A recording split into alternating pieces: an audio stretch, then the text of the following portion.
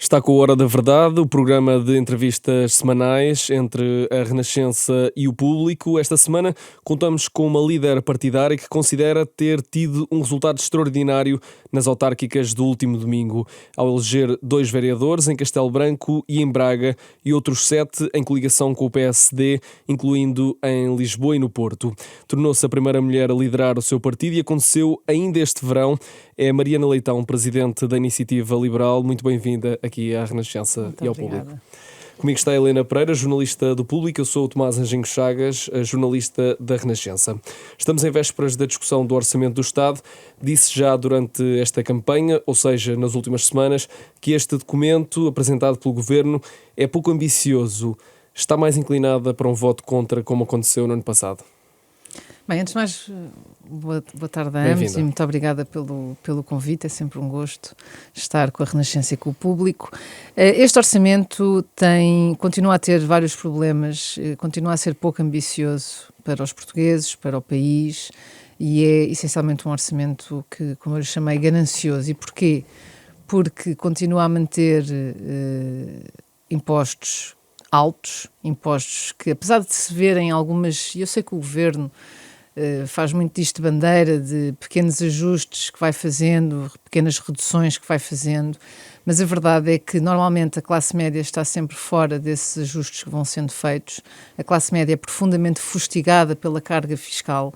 É preciso não esquecer que muitas vezes a classe média, que é quem no fundo suporta o próprio Estado, acaba por ter de pagar 2 vezes pelos serviços públicos, uma pelos impostos que pagam, a outra porque tem de recorrer muitas vezes a seguros de saúde ou a escolas privadas ou a explicações, etc., para conseguir resolverem os seus problemas e, portanto, desse ponto de vista, continuamos sem ver solução para a população, que continua a ser profundamente fustigada pelos impostos, com a agravante que neste momento o poder de compra continua a ser cada vez mais elevado e, portanto, ainda mais urgente era que houvesse essa descida significativa de impostos sobre o trabalho, coisa que não se verifica. Por outro lado, ao nível da despesa, continuamos a ver que a despesa do Estado continua a aumentar e, portanto, mais uma vez, nunca é o Estado a fazer qualquer tipo de sacrifício, é sempre o sacrifício é posto em cima das pessoas. E a verdade é que, e eu também já disse isto noutras ocasiões, mas é a realidade. Nós antes éramos um país pobre com um custo de vida baixo, nós hoje em dia continuamos a ser um país pobre, mas com um custo de vida alto. E, portanto, este orçamento não dá resposta a esses problemas, não dá resposta às questões da habitação.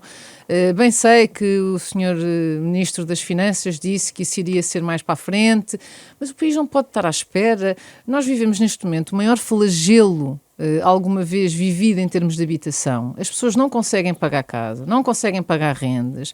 Há pessoas neste momento que trabalham e não têm solução. Portanto, isto não é uma questão só... As pessoas que vivem na rua hoje em dia, infelizmente, já não são só as que, de facto, não oferem rendimento. Já temos pessoas que, mesmo a trabalhar, depois não conseguem sair das ruas. E, portanto, quer dizer, deixarmos isso para depois é continuar a adiar a resolução de um problema que é urgentíssimo. E, por isso, sim, eu não vou já dizer se vamos votar...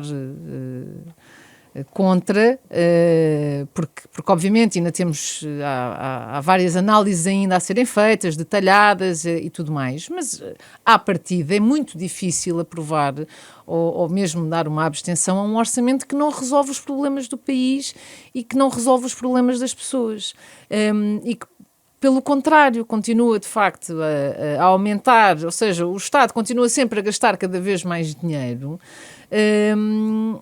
enquanto que as pessoas continuam a ser penalizadas. E que propostas tem a Iniciativa Liberal para, por exemplo, para essas 2 áreas que referiu, habitação e diminuir a carga fiscal? Bem, as nossas propostas, por exemplo, para a questão da carga fiscal, não vão ser muito diferentes das que já temos apresentado no passado. Nós temos uma ideia muito concreta daquilo que queremos do ponto de vista dos impostos sobre o trabalho e, portanto, temos a nossa visão muito mais ambiciosa. Já a apresentámos agora recentemente, quando houve a discussão do IRS. Vamos, obviamente, voltar a aproveitar a oportunidade do Orçamento do Estado para a voltar a propor, porque, de facto, é preciso que haja uma descida significativa dos impostos sobre o trabalho para aliviar as famílias que neste momento sentem o peso do custo de vida. A vida está de facto muito cara e são sempre as pessoas a ser penalizadas por isso.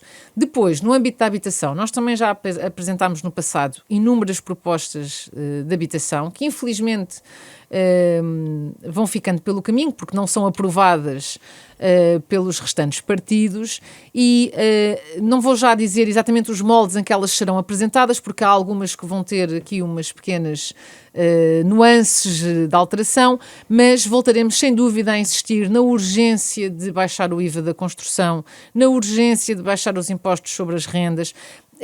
Algumas das medidas anunciadas pelo Governo relativamente à habitação há pouco tempo. A baixa do IVA da construção, sim, foi anunciada pelo Governo também. Mas com um conjunto alargadíssimo de limitações e de restrições e de burocracias que fazem com que a medida em si mesma depois não vá ter qualquer impacto, com outra agravante, ou com duas agravantes. No caso do IVA da construção, o IVA da construção é algo que ainda em 2024, apresentado pelo Ministro Pinto Luz, logo no início da legislatura, em 2024, foi apresentado um grande plano para a habitação, com uma série de propostas. Uma dessas propostas era a intenção de baixar o IVA da construção. Ora, o que é que isso faz ao mercado? Faz com que quem esteja a querer construir ou com a intenção de construir, fique à espera. Porque se há essa intenção de baixar o imposto, então eu vou esperar. Ora, não só se passou um ano e nada foi feito nessa matéria, portanto, o IVA continua a 23%, como se construir uma casa fosse igual a comprar um carro de luxo, como agora se volta a falar nessa intenção, mas ela continua a não estar visível no orçamento do Estado. Para quando é que vai ser? E a redução da tributação das rendas num conceito moderado até 2.300 euros não é suficiente para a iniciativa liberal?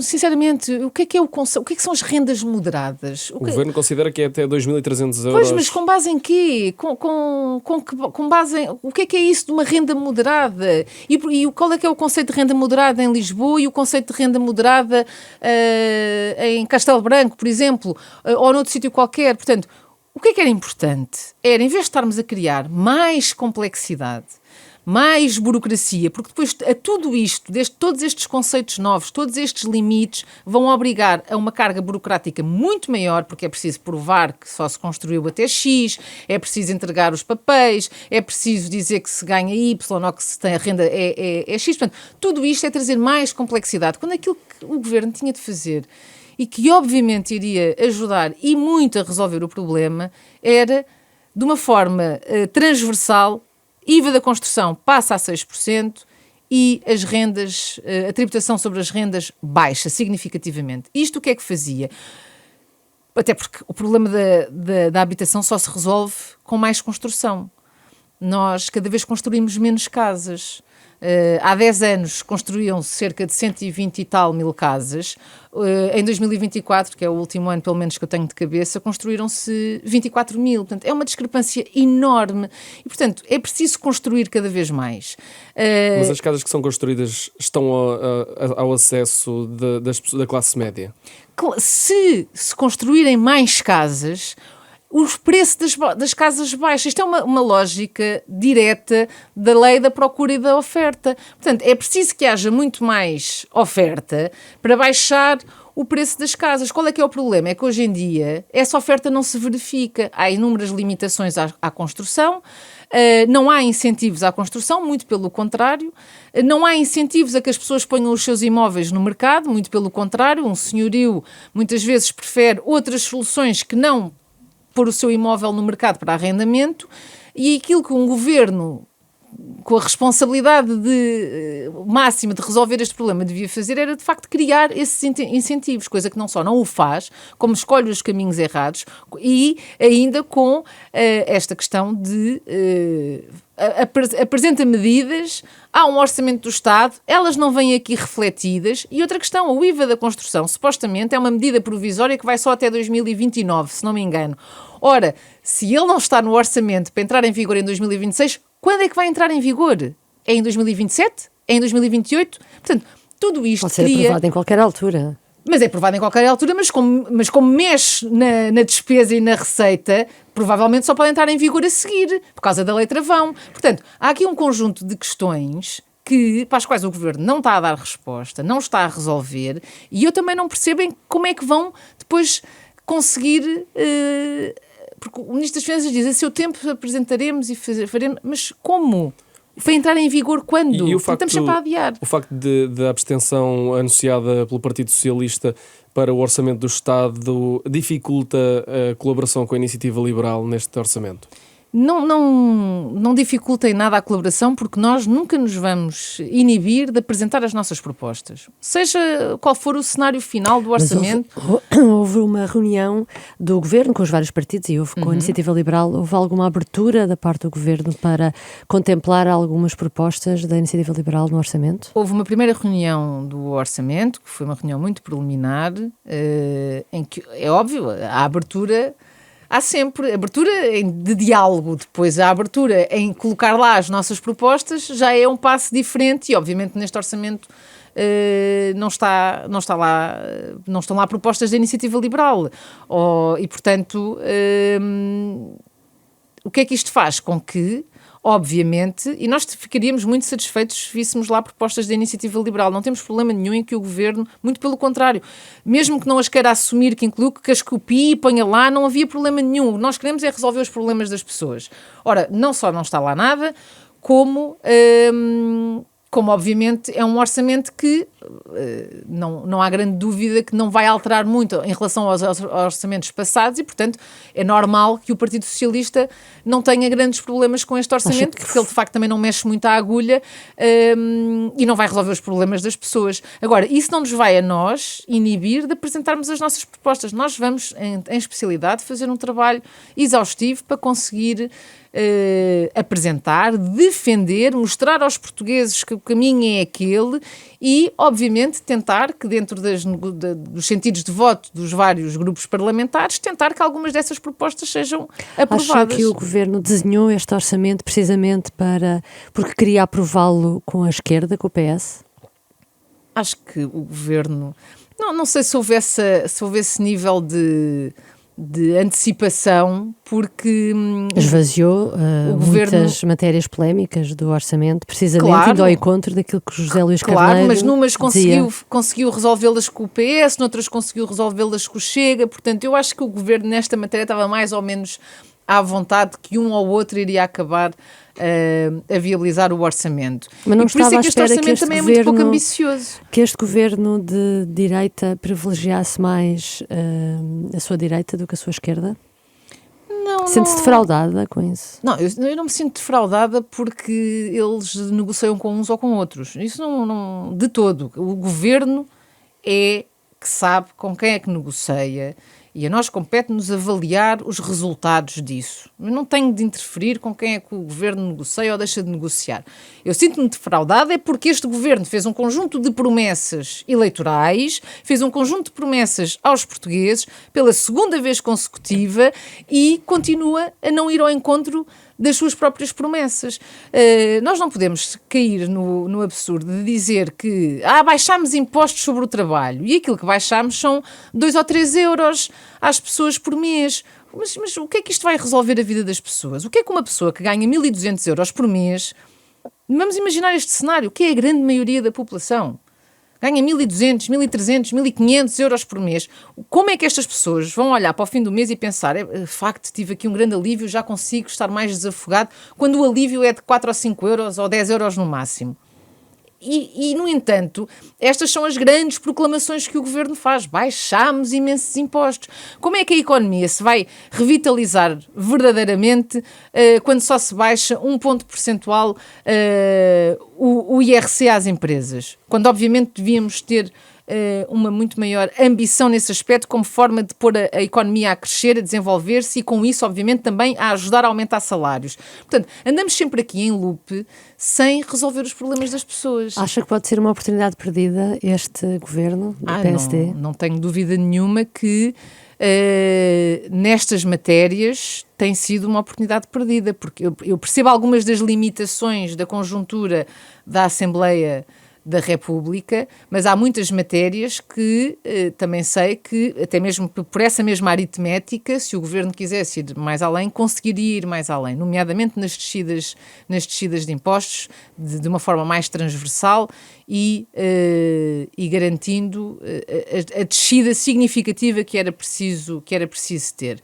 Portanto, isto são opções de gestão que é feita. Porquê é que acha que isto acontece? Porque há aqui uma questão que é, mais uma vez, temos a despesa a aumentar, há aqui uma questão que é importante do ponto de vista do cômputo final, da forma como se apresenta, que é ter ali algum excedente orçamental, nunca se mexe verdadeiramente na despesa do Estado, que era algo que iria ajudar e era fundamental para conseguir os alívios que depois é preciso fazer, e portanto, como não se quer mexer em muita coisa, acaba por não se fazer praticamente nada, e esse é aí que o Governo, de alguma forma, nos vai, pronto, não vai ao encontro daquilo que são as exigências do país. Nem são as nossas da Iniciativa Liberal, são as exigências do país. Precisamente sobre essa despesa do Estado, no final de agosto defendeu o despedimento de quem está mais na função pública, foram palavras utilizadas por si, remeteu uma proposta mais concreta para este orçamento do Estado. O que é que pretende exatamente, o que é que vai apresentar para cortar? Olha, isto não é uma questão de cortar, já agora aproveitando, porque aquilo que eu disse, e é aquilo que eu digo, é que é preciso nós sabermos o que é que temos. E a verdade é que nós perguntamos ao Governo quantos funcionários públicos é que temos, onde é que estão, em que áreas é que estão alocados, quais são os seus vencimentos, e o Governo não sabe. Portanto, há aqui uma ausência de informação, de dados concretos, que tornam muito difícil perceber a adequação dos meios às necessidades. E aquilo que eu disse também, na altura no final de agosto, foi que houve um aumento nos últimos 10 anos de mais de 100 mil funcionários, sem que se visse as melhorias no serviço público desse aumento de funcionários. Porque quando o número de funcionários públicos aumenta, mas nós vemos que os serviços públicos funcionam maravilhosamente bem, dão resposta às pessoas e tudo mais, é uma coisa.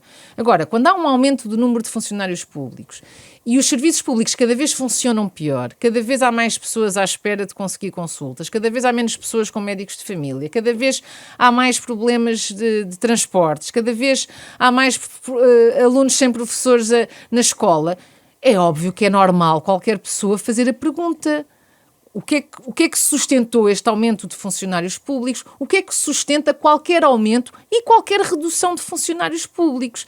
Isto parece-me óbvio e é uma questão de informação e de dados.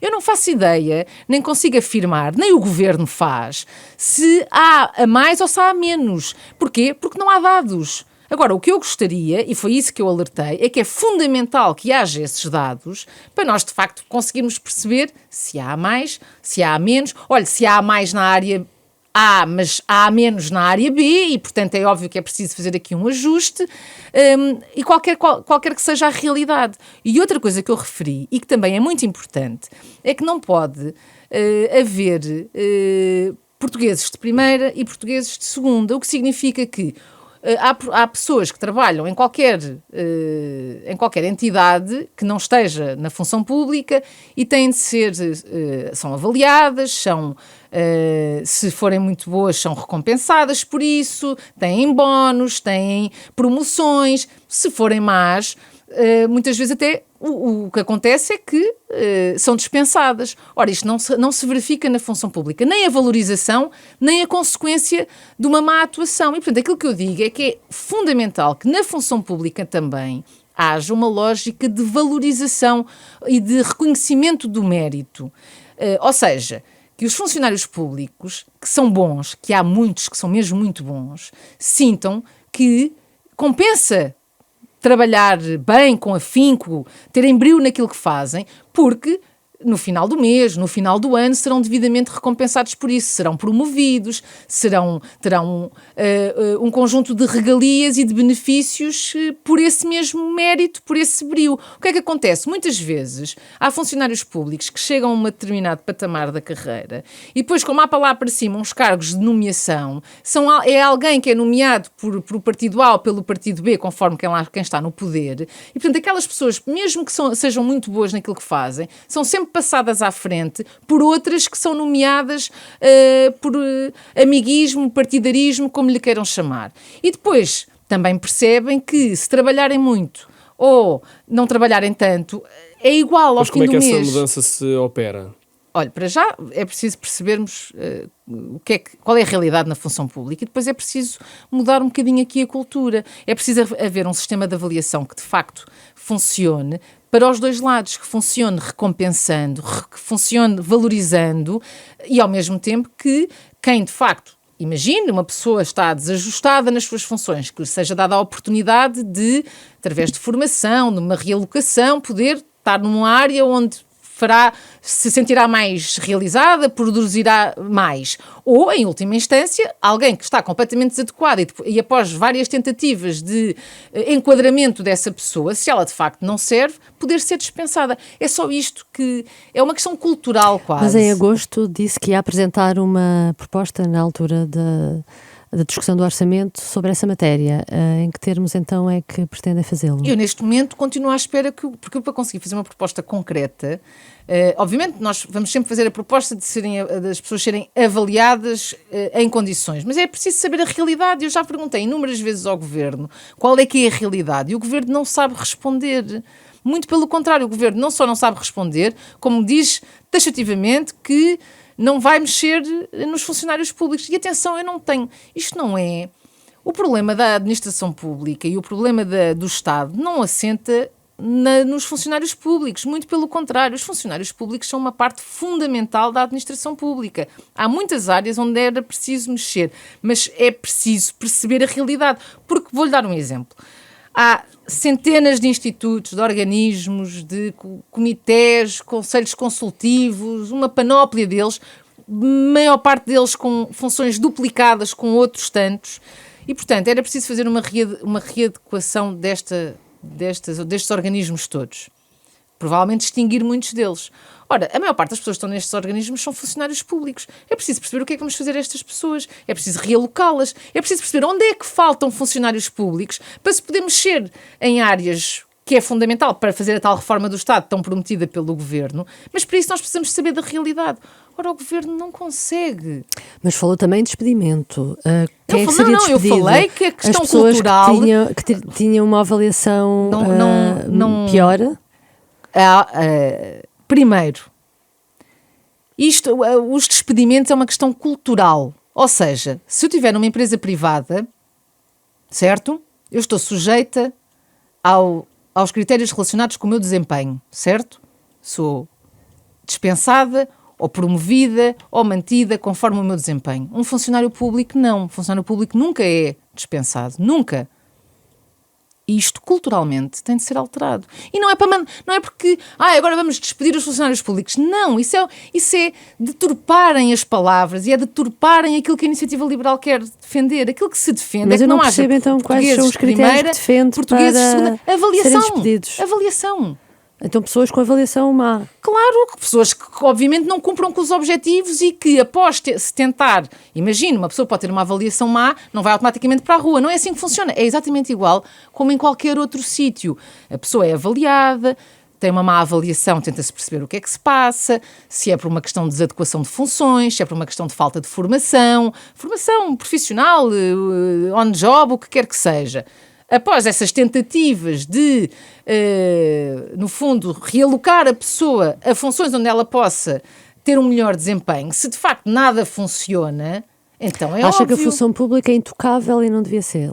Acho que há, mais uma vez, os sistemas é o mesmo país, mas há dois sistemas diferentes aqui a funcionar. Um para as pessoas em geral, outro para os funcionários públicos. Mas, mais uma vez, isto não tem a ver com os funcionários públicos. Isto tem a ver com nós não termos uma lógica que não seja distintiva entre as várias realidades, porque elas, no fundo, não são assim tão distintivas, no sentido em que o que é que se determinou?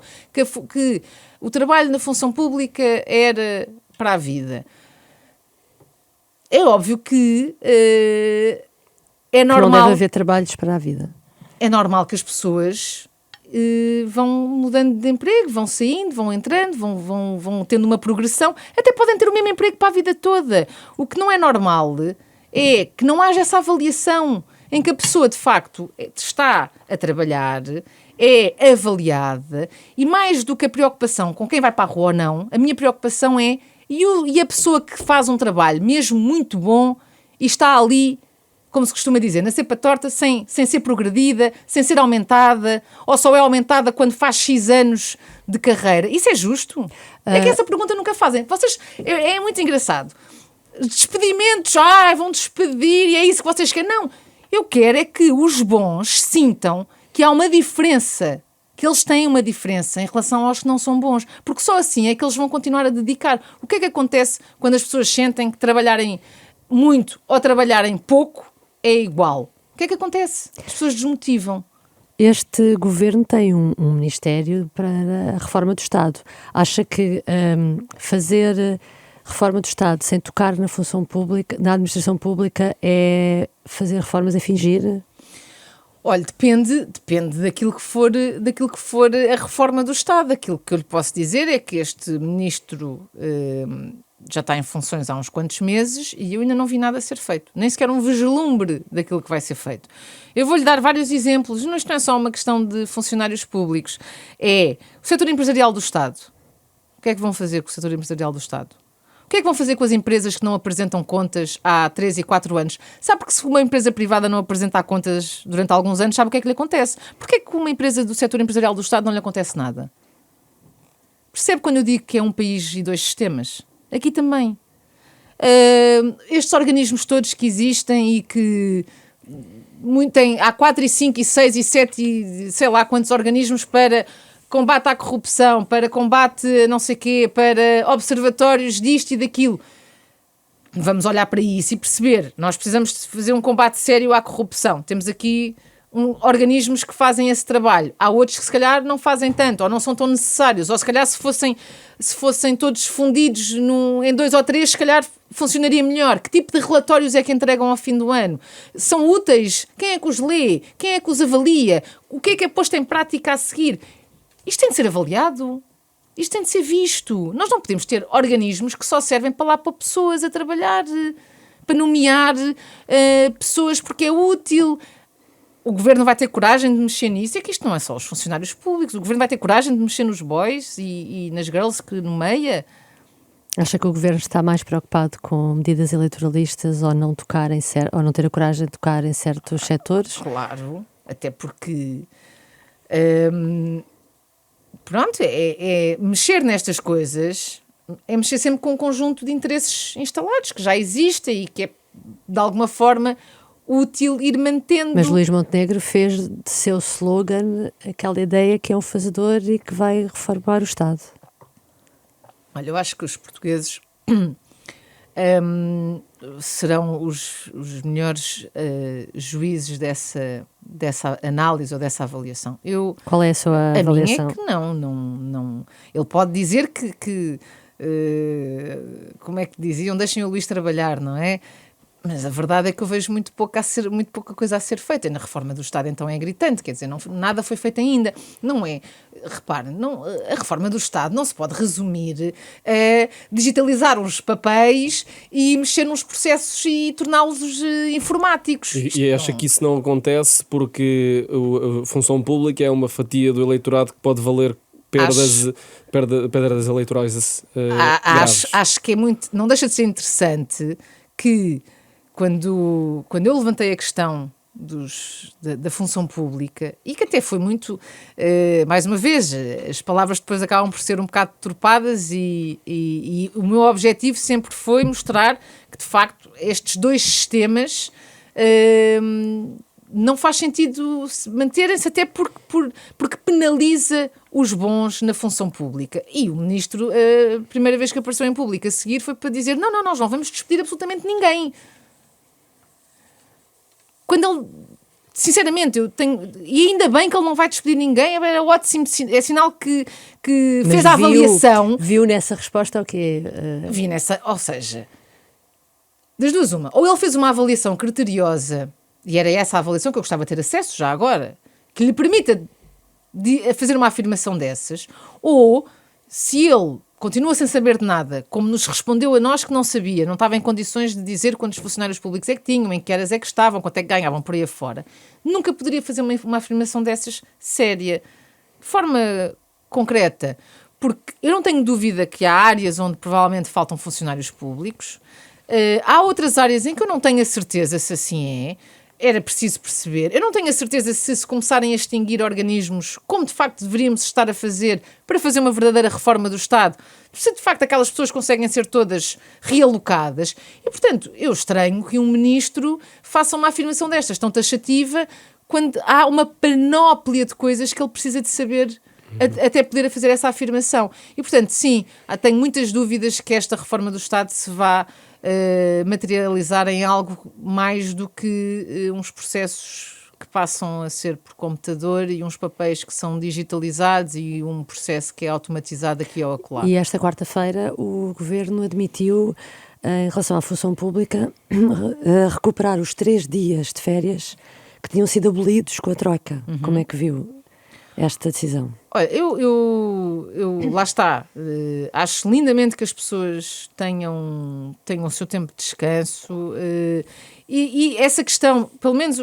não sei qual é a ideia do Governo agora, mas normalmente esses 3 dias adicionais, se não me engano... Estavam associados às pessoas não faltarem, não é? Estavam associados a uma questão de mérito demais, portanto, nesse ponto de vista, lá está, é uma forma de compensar os que efetivamente se distinguem dos restantes, portanto têm ali um compromisso, não falham, ou têm... Portanto, acha bem? Não, depende de como a coisa for apresentada, portanto percebo o objetivo de poder valorizar as pessoas. Mais uma vez, gostava muito que o Governo fizesse uma avaliação criteriosa do que se passa na administração pública, ainda antes de poder fazer esses anúncios, porque, sinceramente, custa-me a ver como é que tudo isto se equilibra. Quando nem sequer se sabe qual é a realidade do número de pessoas de que estamos a falar, como é que se pode dizer, porque isso tem custos, como deve imaginar, não é? Como é que se pode dizer, sim, vamos a todos. Vamos falar sobre as eleições autárquicas que decorreram no último domingo. A Iniciativa Liberal tem criticado várias vezes a classe política por falta de ambição. Os objetivos estabelecidos para estas autárquicas, que foram cumpridos, não foram pouco ambiciosos? Não, pelo menos do lado da Iniciativa Liberal. Repare, nós somos um partido é o segundo ato eleitoral autárquico onde marcámos presença. Triplicámos o número de eleitos que tínhamos em relação a 2021. Em 2021 já tínhamos tido 90 eleitos no nosso primeiro ato eleitoral.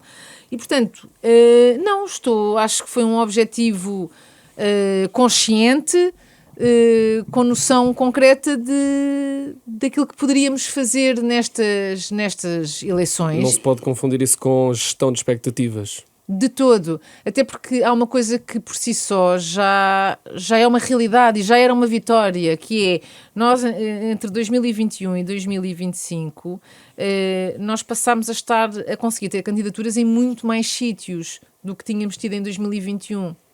E, portanto, isso por si só já tinha sido uma vitória, já era o sinal de que a Iniciativa Liberal tinha muito mais preponderância territorial, portanto já tinha conseguido chegar a muito mais sítios. O facto de termos conseguido eleger em Castelo Branco e em Braga, em listas próprias, vereadores, também mostra que aquilo que muitas vezes nos catalogavam de um partido muito urbano, muito do litoral, estamos a conseguir de facto conseguir ir mais para o interior, conseguir estar mais em mais sítios, e portanto eu sinceramente acho que foi um objetivo até bastante ambicioso para aquilo que é a nossa realidade, e estou muito satisfeita de termos conseguido cumprir, e fiquei muito satisfeita com o resultado que tivemos. A Iniciativa Liberal é sempre comparada com o Chega porque foi eleita para o Parlamento pela primeira vez ao mesmo tempo. Essa comparação, e no caso das autárquicas o Chega voltou a eleger muito mais autarcas do que a Iniciativa Liberal, incomoda o projeto da Iniciativa Liberal? Não, a mim não me incomoda absolutamente nada. O Chega tem o percurso que tem, muito graças ao desespero em que as pessoas vivem. E a Iniciativa Liberal, eu não me importo que o caminho seja mais lento, eu quero é fazê-lo pelas razões certas, e as razões certas é garantir que damos esperança às pessoas e que lhes resolvemos os problemas e não que nos alimentamos do desespero delas. E, portanto, enquanto o país não der soluções às pessoas, é óbvio que os partidos que se alimentam do desespero e de pôr uns contra os outros vão continuar a crescer. Eu não tenho problema nenhum com isso em relação à Iniciativa Liberal. Tenho um grande problema com isso em relação ao país, porque é óbvio que nós precisávamos ter um caminho diferente e dar essa esperança às pessoas e resolver os problemas, coisa que infelizmente não conseguimos ainda fazer, e também não há de ser com este orçamento que vamos conseguir. A Iniciativa Liberal elegeu 2 vereadores em nome próprio e outros 7 em coligação com o PSD. Como é que vai garantir que os liberais conseguem implementar as suas medidas em coligação? Então, foram negociadas previamente, estão nos programas eleitorais e eles lá estarão para garantir que isso é cumprido. Lá está, eu disse isto várias vezes e é a realidade. Mais do que serem 2 ou 3 ou 4 vereadores, o que interessa aqui é que, nos sítios onde vamos exercer o poder, ou seja, onde as coligações são vencedoras, onde nós vamos ter poder executivo, os programas foram todos negociados antes. Foram uma condição para se fazerem essas coligações. Nunca iriam existir coligações se nós não tivéssemos conseguido ter um caderno de encargos devidamente negociado e incluído nesses programas. Portanto, agora, é óbvio, cumpre ao Executivo Camarário que ganhou as eleições pôr o seu programa eleitoral em prática, se não está a defraudar os seus municípios, e eu duvido que algum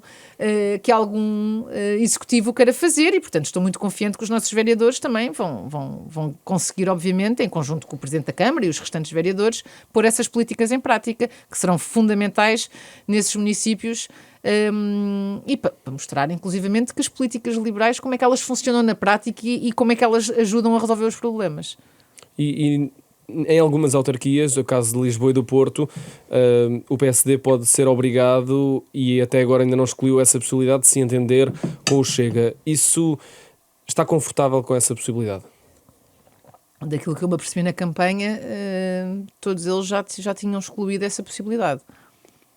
A posteriori de fazer... Sim. Portanto, não se sente confortável se isso vier a acontecer. Não, eu vou ser muito sincera, isto compete ao Presidente da Câmara arranjar as condições de governabilidade. Eu tenho muita dificuldade, eu tenho sérias dúvidas, inclusivamente, que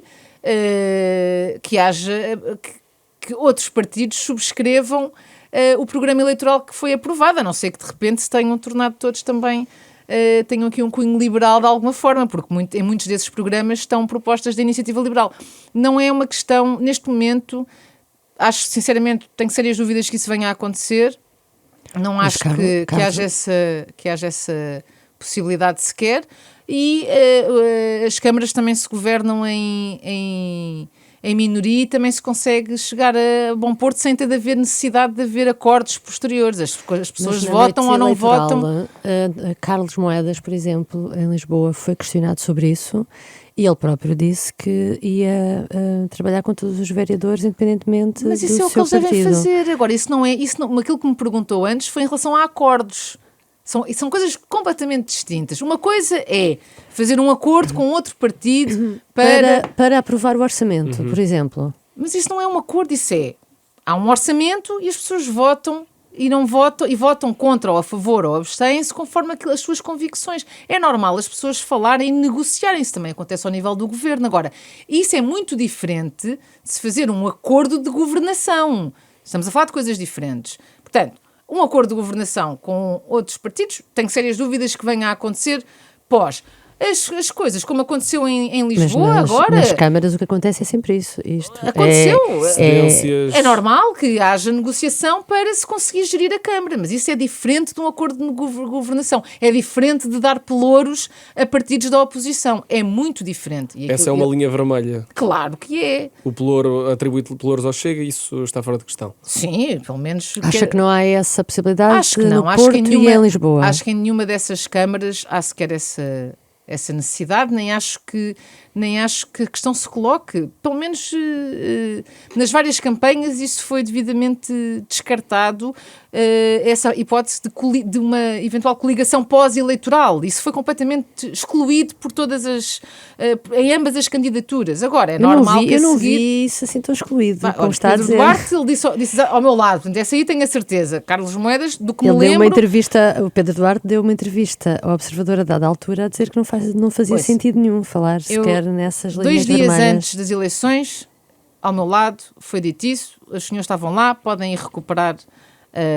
aquilo que foi dito na altura por Pedro Duarte. Em relação a Lisboa, não vou daquilo que me recordo, também me parece que essa situação ficou excluída. Mais uma vez, isso não significa que as pessoas depois não conversem e não tentem chegar a bom porto em matérias pontuais em que é preciso que haja esse consenso. Isso é a democracia a funcionar. Falemos, antes de terminar, das presidenciais. A candidatura de João Coutinho de Figueiredo tem nas sondagens para já números residuais, ainda faltam alguns meses. A Iniciativa Liberal admite a possibilidade de vir a desistir e apoiar um candidato à direita como o Luís Marques Mendes? Ou isso está fora de questão? Isso para já é uma decisão que compete, obviamente, a João Coutinho de Figueiredo e não a mim ou à Iniciativa Liberal. As presidenciais são uma candidatura pessoal, portanto não é algo que eu tenha de estar a interferir. Agora, uma coisa eu lhe posso dizer é que eu duvido muito, conheço bem o João Coutinho de Figueiredo e, portanto, duvido muito que ele desista. Não acho que isso seja uma opção. Agora, obviamente, não vou falar por ele é que poderá responder a isso. Mas enquanto líder, preferia ter um candidato a ir a votos na primeira volta? Sempre. E não acha que devia contribuir para que houvesse um candidato centro-direita na segunda volta? Ou seja, não teme que ser responsabilizado no caso de passar, por exemplo, Gouveia e Melo e André Ventura à segunda volta? Não, tenho muita confiança em João Coutinho de Figueiredo, tenho a certeza que ele estava já a fazer um trabalho extraordinário, tenho a certeza que fará uma campanha extraordinária e, portanto, estou muito confiante que ele vai ter um extraordinário resultado e até, quem sabe, porque não, chegar à segunda volta. Custa-me um bocadinho essas ideias que pré-concebidas, vai passar este ou vai passar aquele. Não, eles estão todos neste momento numa posição em que tudo pode acontecer. As sondagens há uns meses também davam valores muito mais altos para uns, que agora estão mais baixos. Portanto, tudo pode acontecer e eu estou muito confiante que Coutinho de Figueiredo vai ter um extraordinário resultado e acho mesmo que vai chegar à segunda volta. Muito bem, chegamos ao fim de mais uma edição do Hora da Verdade, esta semana com Mariana Leitão, presidente da Iniciativa Liberal, a quem agradecemos de ter vindo aqui e disponibilizar-se para esta entrevista.